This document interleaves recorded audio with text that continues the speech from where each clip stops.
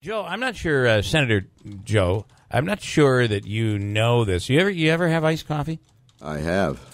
Now, I've had iced coffee where they'll take the coffee, put ice in the cup, and then pour the coffee over the ice. Why is that bad? Why is that bad? Yeah. I'm not sure. Because it's going to melt the ice. Oh. And Chuck told me all about this. He said, you want to do this, you got to make sure that the coffee is cold before you put it on the ice. Otherwise, interesting. You're going to be having basically a watered down version of what you want. Isn't that interesting? I'm going to tell you, we learn every day. Cubes, right? And yeah, you could do that. It might be a good idea. I never thought about that. Senator Joe Griffo is in. I know you were just asking, who is this Aaron Carter? Let me play some of his hits. Could I play them for you? Sure. Here we go. Sooner or later she'll be.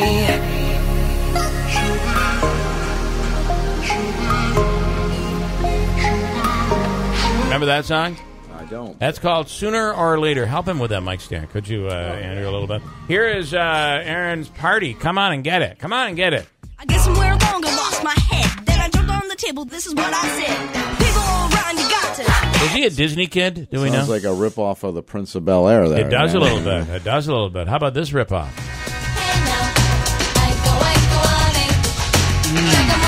That'd be called a cover. This was his big song before puberty. Did he look any different? Well, he has all these tattoos and all this stuff now. But apparently he's been body shamed by some woman. In Syracuse. Yeah.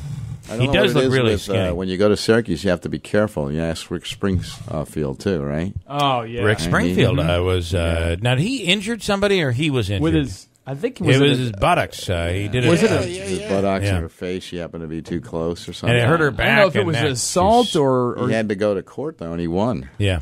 Yeah. He won, right? He did not. He didn't hurt her. She said it destroyed. Meanwhile, she's up there dancing and saying that he ruined her neck or something. Well, Senator, what is going on with Vernon Downs? Why is this? I mean, you guys. He's saying he liked the bill that you guys put together in the Senate. The Assemblyman, we just spoke with him. I'm sure you heard him coming in. And Assemblyman Brindisi said, I worked really hard to get this, but I had to work hard to get this, and it's not enough for these guys. Yeah, first of all, let me compliment my colleagues in government. Assemblyman McGee, Assemblyman Brindisi, particularly Anthony, because he has really stepped up when you consider this is outside of his district, but he knows how important it is to the region. So he stepped up, Assemblyman McGee. But we've made this a delegation. We have the new Mohawk Valley 9.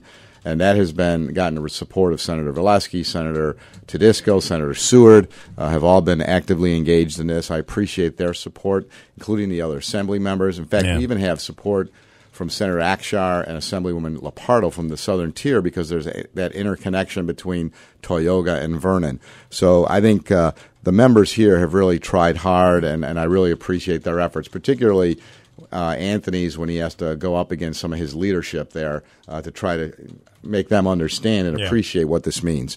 Let me give you a quick history, in my opinion. What happens and how do we get here? Vernon had a lot of struggles over the years, as you know, a lot of problems there. Gorell steps in and buys the track. I'm not sure how many years ago now. He buys it basically because he's an enthusiast, because Vernon is a unique track. It's like if you are a golf owner, you want to own Augusta National because it's just this premier course that hosts the Masters. He buys Vernon for that reason and then he continues to lose money and talks about how it was an investment. He's a purist, but on the other hand, he's also a businessman. He can't continue to lose money. Got it. Then the gaming issue comes up forward in New York State. I voted to allow the people of New York to have a say on gaming. I think that was misrepresented when the vote was cast. The question that was put before the people were, motherhood, apple pie, and do you want more jobs? Do you want to give more money to education? So the people embraced it and voted yes. I think that was unfortunate at the time because I knew if you looked at the economic environment that there was just a proliferation of gaming problems across the country at that time. New Jersey was closing casinos. So now the Gaming Commission comes into existence, and they have to now begin citing casinos, and we thought they would move in a more deliberative manner, one or two, but they go full bore and name 4 casinos. Yeah. The one they name in the Southern Tier, for the Southern Tier region. He gets, right? No, it goes to Seneca Falls. Oh, okay. So that defies all logic. What does he have? He has a casino, the He Tioga, has Tioga right? Downs, but you got to follow So this. but that's a racino or a casino? No, that's a casino now. But you need, let me continue to go through this because you have to try to get this. Sorry, Joe. So no, it's okay because that's the problem though. People just don't. You know, it's a hard thing to grasp, Bill, and I appreciate you letting people try to understand how do we get here. All right. So now you give a casino to the southern tier in Seneca Falls. Where I'm telling you, that's baloney from the Gaming Commission's perspective. So these guys are atrocious, in my opinion. It makes no sense made for stupid southern decisions. tier. Okay. Yeah. So now Gorell says this is wrong. He protests. The governor starts to look at this. The southern tier is extremely depressed. They don't get fracking. They lose the casino. So they revisit and put another casino. So they give him. Expedite. So they put one there for him now. Okay. And he wins the bid because he had to bid against others. It's kind of there's an Oprah thing going on here. Yeah, this would be a great. You get a new Oprah thing. casino. Right. You get a new casino. Right, exactly. But it's ridiculous too at a time when the saturation really doesn't show across the state that this makes difference. Now, so that happens. So that forces now you put one in Lago, which was ridiculous in my opinion. You put one in Schenectady. Southern tier is a little different market. Now that forces the Oneidas, and I agree with the Oneidas, to remain competitive. And that was one where we had several thousand people here working, okay? So they have to make decisions to expand their operations in order to compete with this other stuff. You don't want the Syracuse market now going to Seneca. Right. I totally support what they've done and believe they needed to do that. The Chittenango. Yes. Yeah. That now puts more pressure on Vernon. Right. And Finger Lakes because of Seneca Falls and Lago. So now the state steps in to help Finger Lakes last year because they're struggling. So now you have this proliferation of gaming from along I-90. And to me, if that's economic development from the governor's perspective, I mean, that's problematic. Yeah. I think his gaming commission has made a lot of poor decisions. So as a result of that now, you have a number of tracks that are starting to see problems. And all of a sudden, the state doesn't know, how do I deal with this? Vernon now becomes imminent because he's showing numbers where he is just losing and says, this is a business. I'm not going to just stay open if I'm losing this kind of money. Yet I understand there's several hundred jobs at stake. We then begin to work with him. We put a bill together in the Assembly and Senate, which is a wish list kind of bill after the budget, supported by both racing and waging chairs in both houses, Senate Bonasek in the Senate, Pretlow in the Assembly. That's a great bill, but there's a resistance in the Assembly. The Senate passes it. The governor's office is lukewarm.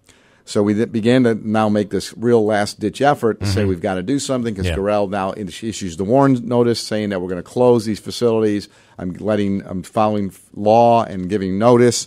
We work really hard, myself, the Assembly, Brindisi, McGee, and we come up with a bill that Jeff Gorell, our staff in the Senate, came up with a bill that while he wasn't thrilled about it, he accepted it, embraced it, and the governor agreed with it. That's the bill that we passed in the Senate, which was a 2-year sunset. I don't agree with it either, but it was what we could do. The Assembly would not consider it. And then the Assembly put another version in, despite the efforts of Assemblyman Brindisi and McGee. Another bill was put in. Now you have competing bills, so nothing was done. There are a number of other major issues across the state that are still unresolved. Mayoral control in New York City, the extension of personal income tax in New York City, the sales tax extenders upstate. So now you get caught up in the swirl of all the BS that's going on, in my opinion. Is anything going to get done for this? Because I got to tell you, Gorell's saying if it doesn't get done, I'm going to close the doors in November. Well, I'm hopeful still. We're going to have to go back to address these issues. You just can't ignore it. When, I'm not sure. I hope sooner rather than later. But I still think there's a resistance to Vernon from the speaker, which I don't understand. I don't know, and I've told Gorell, I don't know whose crawl he got into there, whether they believe him. But the governor's office called just yesterday saying that even if there was a global agreement to these other issues, the speaker was still resistant to doing anything for Vernon unless it was something that he felt should be done. And that's wrong. He should not be the guy making the determination. I agree. Look, we shouldn't be bailing out these businesses. On the other hand, these businesses have been put in this position because of poor decisions by the state gaming commissioner and the governor. And he needs to step up, as the assemblyman says, and engage in this and say, we need to resolve this because 300 jobs are at stake. You can't send your economic development plus money plus the revenues to education. Correct. And that have was you the talked first to Joe Morelli? I have. I've spoken to Joe Morelli. I've spoken to the speaker directly, and we had a very terse conversation, the speaker and I, too. And that's one of the problems. Maybe they realized how important this was, Yeah. and now are using it as leverage too. Okay. And so we'll see what happens. But I mean, it's not for a lack of effort and activity on our part. Okay. Joe, I want to switch gears just a bit. I know there was it's that time of year today, last day of school. Your wife is a teacher as well. Right. And school is out and graduations this weekend, all of this stuff happening. But there's a meme being sent around. Senator Griffo, why are you cutting these funds to schools? And so what's going on? Why are they going after That's, here? again, rhetoric on the part of various groups who are out there. They're talking about, they're all trying to advocate and move for specific aspects of legislation at the end of session.